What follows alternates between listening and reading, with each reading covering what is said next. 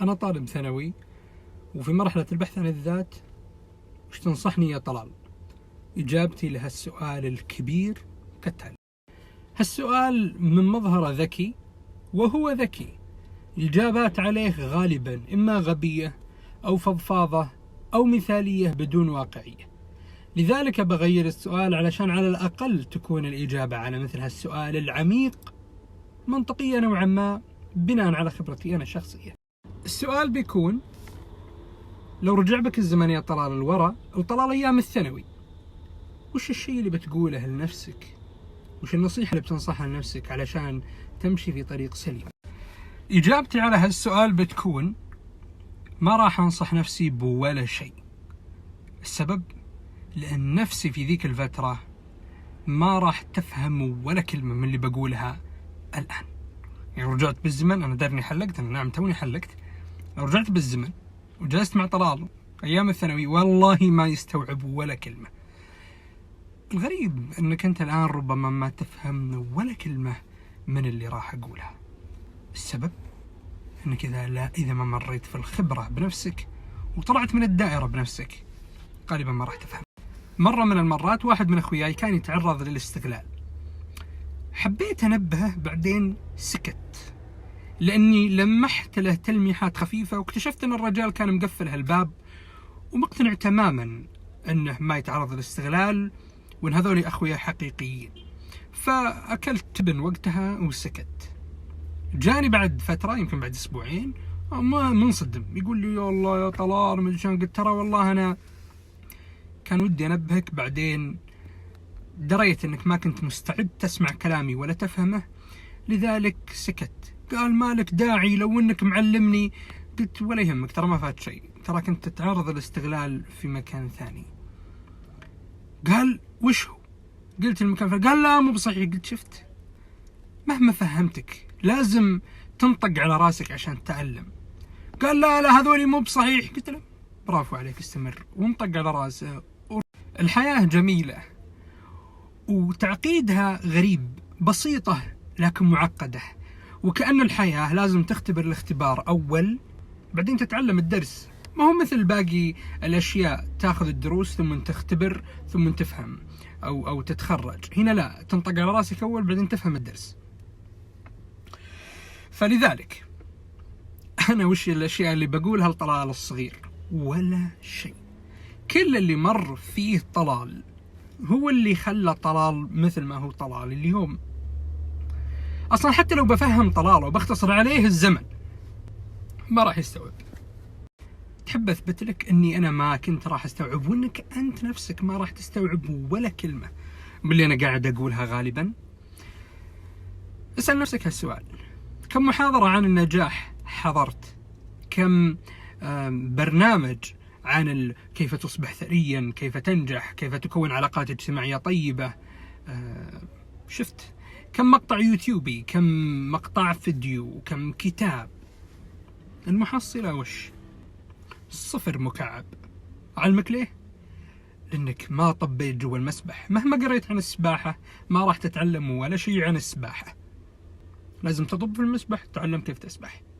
لكن كويس يكون عندك يعني لمحة، لكن ما راح تفهم ولا شيء من كمية النصائح اللي مرت عليك. لو جاك الحين وجلس جنبك تاجر مليونير فوق المليونير ملياردير ما أدري وش هو، وقال لك: اسمع بعطيك 5 نصائح لو طبقتها راح تكون تاجر مثلي، وعطاك ال5، عطاك المفاتيح ال5 اللي بتخليك تاجر مثله. النتيجة بعد 5 سنين من الآن ما راح تطبق ولا نصيحة وراح تنساها كلها. سؤال: ليش؟ وجهة نظري هي كالتالي: كثير مننا يبحث عن أهداف كثيرة، لكن الواقع عنده برنامج مختلف عن الأهداف اللي قدامنا قاعد يلاحقها. ربما إنسان قاعد يلاحق موضوع مثلا مثل التجارة، أو موضوع مثل الزواج السعيد، أو موضوع مثل القيادية وقوة الشخصية. هذا الشكل اللي قدامنا، لكن البرنامج اللي شغال داخليا وفعليا هو عنده مشاكل اختباراتي بيخلصها. فهو فعليا قدامنا قاعد يمشي في طريق، لكن قلبه وروحه وبرنامجه الذاتي في طريق مختلف تماما، يفقش على نفسه، يقول كلام فضفاض وأحلام فضفاضة، لكن ما يروح يمها، يروح يم شيء أهم بالنسبة له. إذا مشكلة الأولويات. تخيل معي أنك عبارة عن مجموعة كبيرة من النسخ، فيه منك مثلا نقول 40 نسخة، وكل نسخة محبوسة داخل غرفة في قصر كبير. النسخ هذه مثلا 40 أو 100 أو 1,000,000 نسخة مثلا مسؤولة عن العلاقات الاجتماعية، النسخة الثانية مسؤولة عن الزواج، نسخة مسؤولة عن الوظيفة، نسخة مسؤولة عن مشاكل شخصية في الطفولة حصلت لك، نسخة مسؤولة عن الدين، نسخة مسؤولة عن مثلا التجارة، وكل واحدة داخل غرفة. فيه نسخة من النسخ الغرفة حقتها ضيقة مرة، وفي نسخة أوسع، وفي نسخة فتحت الغرفة وطلعت إلى الحديقة مثلا أو الغرفة أكبر، وهلم جرة.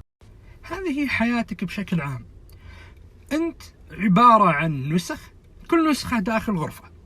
الأولوية لأي غرفة بالنسبة لك؟ هنا السؤال. فيه نسخة محبوسة داخل منطق ضيق يخص الدين، ما يقدر يستوعب الحياة، فالنسخة هذه مأثرة على أشياء كثيرة.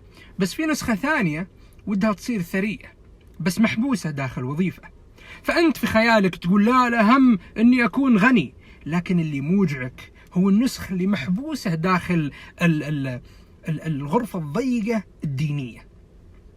فأنت البرنامج الحقيقي هو يبي يطلعك من هالضيقة هذا اللي أنت فيها في هالمكان، لأنه يوجعك أكثر. لكن الشكل العام قدام الناس اللي أنت تسعى له هو أنك تطور هالخانة حقة التاجر. هنا مثلا في مثل هالأحداث تسبب ربكة للإنسان. ممكن إنسان يعتقد أن مشاكله مالية وأن الغرفة المالية ضيقة، لكن اللي يوجعه مو بالمال، اللي يوجعه مثلا مشكلة في الطفولة، فهو لخبطة. عرفتوا حاجة اسمها الجوع الكاذب؟ لما تكون جوعان بس إذا شربت موية تشبع، وأن الأساس هو كنت ضميان بس تلخبطت. تحس أحيانا الموضوع زي كذا، تعتقد أنك أنا والله أبحث عن ذاتي وأبحث عن نفسي. مو مشكلتك، مي بحث عن ذات ولا هي بحث عن نفس، أنت عندك جوع كاذب، أنت عندك غرفة ضيقة الألم اللي فيها ملخبط عليك الباقي، وتتوهم أن المشكلة في الغرفة الثانية. الغرفة الضيقة مثلا تكون عندك مشاكل في علاقاتك الاجتماعية، عندك ضغط اختبارات ومتوتر، فتحسب أن المشكلة في غرفة ثانية. هذا مثلا مثال. أحد الناس اللي أنا أعرفهم عنده مشكلة في الطفولة، لكن هو مو مقتنع أن مشكلته معتقدات طفولية قاعدة تلخبط حياته. فالولد ترك الوظيفة يبحث عن شبح الثراء، قاعد يدمر نفسه، لكن هو يتوهم أن ملاحقته للمال هي من ستجعله سعيد، بين مشكلته ما كانت هنا أساسا في الغرفة حقة المال، كانت في غرفة ثانية. لكن هو ما كان يشوف ولا راح يشوف. تدرون ليه؟ متى بيشوف؟ لين يروح يوسع الغرفة هذه. طبعا هو حايس الدنيا ما راح يوسعها إلى الآن، ولا أتوقع أنه بيبطي. لين يوسعها، لا وسعها وطلع من الغرفة هذه لغرفة أكبر، اكتشف مو بهذا هو اللي يبحث عنه. عنده مشكلة في العلاقات الاجتماعية مثلا، أو مشكلة معتقدات في الطفولة، أو مشكلة دينية، أو أيا كانت، بس راح وقته في مكان غلط. وهذا الشيء الغريب في الحياة. فأنا لو أبقول شيء لطلال بكرر، ما راح أقول له ولا حاجة، لكن لو مثلا قررت أني أزرع فيه حاجة، بزرع فيه، ممكن أزرع فيه حاجة واحدة بس لو بقدر يعني، اللي هو تطور بسرعة عشان ما يضيع وقتك، واترك الحياة تسعى زي ما تحب، وأنت استمتع في حياتك زي ما تحب، وتوجه إلى أهدافك اللي راح تكتشف أنه ولا واحد منها صح، بس استمتع. تتوهم أنك أنا أبي أصير مدري وشو، أبي وظيفة جيب لي 100,000، وانطلق. راح تكتشف أن هدفك أصلا ما له علاقة بالوظيفة. استمتع، لكن لا تحرم نفسك من التطور. ليه؟ لأنك لما توصل هالنقطة تكتشف أن كلام فاضي، الحق عمرك، تطور مرة ثانية بسرعة، لأنك لن تستطيع معرفة وش هو الصح. كلها خرابيط. تتوهم أنك ترسم وتخطط لحياتك ولا شيء تخططه، كلها خطوط عريضة تلاحقها عشان تحل مشاكل ثانية. لأن تحس أحيانا أن الدعوة تحس احيانا ان في شيء اكبر منك قاعد يطقطق عليك. بقول لك مثلا مثال، ممكن انت تلاحق شبح مثلا العلاقات الاجتماعيه، برافو، وتبحث في تطوير الذات، كيف اكون زوجا سعيدا وزواجي سعيد ولدي الكثير من الاصدقاء، بس تكتشف ان في غرفه قاعده تصيح. الغرفه هذه وش هي؟ اللي هي مثلا انك تسمع كلام الناس بسرعه. لا خل هالموضوع يروح بعدين انا خلني اركز كيف اكون انسان لطيف وسعيد في حياتي مع زوجتي بس في غرفه قاعده تصيح. الغريب انك لما تحدد هدف ولا شيء وتمشي فيه بتطلع لك اشياء بايخه ما لها علاقه في هدفك، لكن هي اذا توسعت قدرت تطلع من اشياء وتوصل للغرفه اللي انت تبغاها. وانا كيف احاول اوضح لكم الفكره اللي في بالي الفلسفيه الصعبه دي؟ شوف، مهما حددت لك اهداف، الشيء الوحيد اللي بيحقق اهدافك النهائيه هو التطور في الأهداف الفجائية اللي تظهر لك. يعني لو مثلا هدفك تكون إنسان مؤثر في المجتمع، ممكن بداية الطريق تكون إنك تحل الواجب صح، ممكن تكون بداية الطريق إنك تقوم من النوم بنشاط أسرع. طيب كيف أدري؟ ما أدري صراحة، ما أدري، وهنا المشكلة. لذلك أنا أقول مضيعه للوقت أني أتعب نفسي وأخترع آلة زمن وأروح أنصح نفسي. لو بنصح نفسي بقول له بس تطور زين، بس سرع العجلة، تطور بسرعة، لا يضيع وقتك وانت محجور في خبراتك السابقة إذا تبغى تعيش حياة وناسة أو فيها أكشن كثير. يعني أعرف لكم مثلا ناس إلى الآن 2019 ما تغيرت معتقداته الدينية ولا 1%، مقفل هذيك الغرفة بالشمع الأحمر وحاط عليها خرسانة، خلاص ما يطلع منها. الولد اللي محبوس هناك يبقى مثل ما كان، حبس عام 1987 مثلا ميلاده وعلى مكانه، ممنوع يطلع، ممنوع يتطور، ممنوع يفكر. طيب بالله هالإنسان هذا كيف بيواكب باقي الأشياء؟ كيف باقي النسخ منه تطلع من الغرف اللي محبوسة فيها إذا جزء مهم مثل الدين ما هو راضي حتى يفكر فيه ومقفل عليه داخل هالغرفة ومانعه يطلع، وباقي الأجزاء ما يقدرون يطلعون لأن نسخة مهمة ما هي خلاص. مثلا في جزء مثلا يبحث عن سعادة أكثر وحياة مثلا حياة زوجية أكثر فرحا وسعادة، بس الحياة الزوجية في 2019 مثلا والله تتطلب أنك تروح حفلات، تروح الجنادرية، بس هذا مقفل على نسخته الدينية، مقفل عليها خلاص على فتوى سمعها قبل 35 سنة تقول له ترى الجنادرية حرام. طيب الحين قاعد يسبب لك مشاكل في باقي النسخ، في باقي الغرف. فهذا اللي أنا لاحظته، سرعة التطور تسمح لباقي النسخ أو سرعة التطور بشكل عام تسمح للنسخ أنها تجد مساحات أوسع من الغرف اللي كانت عايشة فيها. فنسخة المال قاعدة تأثر في أشياء كثيرة، لازم تتوسع ماليا عشان تزين بعض الأشياء. أنا داري إن راعي الحلاق يطالع فيني من اليوم يقول إيش ذا المجنون اللي قاعد يصور فيديو. فالحياة لعبة كبيرة ما فيها صح وغلط، ولعبة لا يمكن الفوز فيها، فقط اللعب فيها. It's a game it cannot be won only played. هي لعبة لا يمكن الفوز فيها، فقط لعبة. العب، توسع زي ما تبي، استمتع زي ما تبي. بعد 3 سنين من الآن تعتقد إن كان هدفك هو إنك تكون الأول في دفعتك، تكتشف إنها ما هو الهدف إنك تكون الأول. الهدف إنك والله إن تلقى لك واحدة تحبك وتحبها بس، خلاص أضيع وقتك أنا هدفي لا وأمشي على الصراط المستقيم وبالورقة والقلم. لا لا لا لا لا لا لا لا، توسع. طيب وش اللي قاعد يمنعني من إني أوسع غرفة العلاقات الاجتماعية؟ والله عندي يعني الأمور المالية ملخبطة، والله يبيلي أوسع ذا الموضوع. طيب أوكي، يبيلي مثلا ألقى لي شغل إضافي إلين بس أحل مشاكلي المالية عشان تكبر هذه وخلاص. بعد فتره تكتشف ان والله حتى الشغل الاضافي مو قاعد يقدم لك شيء، والله انت محتاج لك مثلا انك تتطور، تنقل شركه ثانيه او عمل ثاني، او تبدا لك تجاره ايا كان.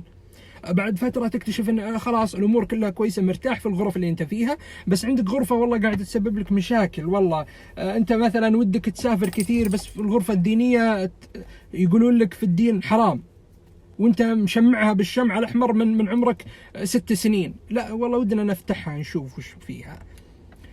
كل ما فتحت الغرفة وكل ما جلست جواتها وحاولت تستوعبها قدرت تطلع منها. يعني لو انت مثلا غالق نفسك في غرفة تقول لك انت انسان خواف، انت انسان ما يمكن تتطور، ثقتك ضعيفة بنفسك، افتح غرفة الشخصية شوف وش جواتها. الى متى وانت محكوم داخل هالغرفة الصغيرة؟ في الوقت هذا اذا فتحت ذا الغرفة وقررت انك تتغير جواتها بتطلع لك دروس. لما تطلع لك هذه الدروس ربما ما لها علاقة دايركت في ذا الغرفة، ممكن الموضوع هذا والله ان المطعم اعطاك وجبة غلط، هل بتدافع عن نفسك وترفض الوجبة الغلط وتاخذ الوجبة الصح، ولا بتقول ها يا امور تسهيل يا رجال زي كذا؟